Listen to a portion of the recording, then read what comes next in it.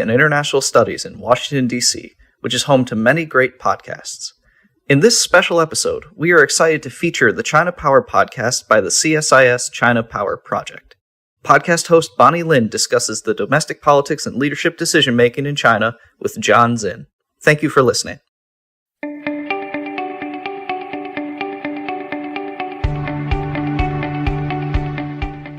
I'm Bonny Lin, Director of the China Power Project and Senior Fellow for Asian Security at the Center for Strategic International Studies.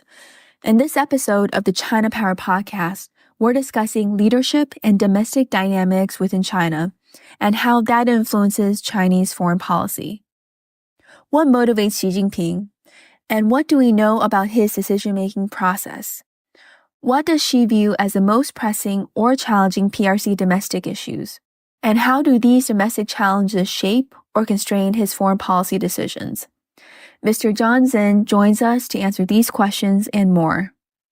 Jonathan A. Czin is the Michael H. Armacost Chair in Foreign Policy Studies at Brookings Institution and a fellow in the John L. Thornton China Center. He is a former member of the Senior Analytics Service at CIA, where he was one of the intelligence community's top China experts.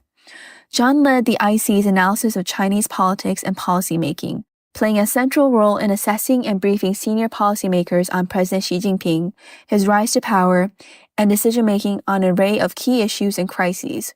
From 2021 until 2023, he was Director for China at the National Security Council, where he advised on, staffed, and coordinated White House and interagency diplomacy with the People's Republic of China, including all of President Biden's interactions with President Xi, and played a leading role in addressing a wide range of global China issues.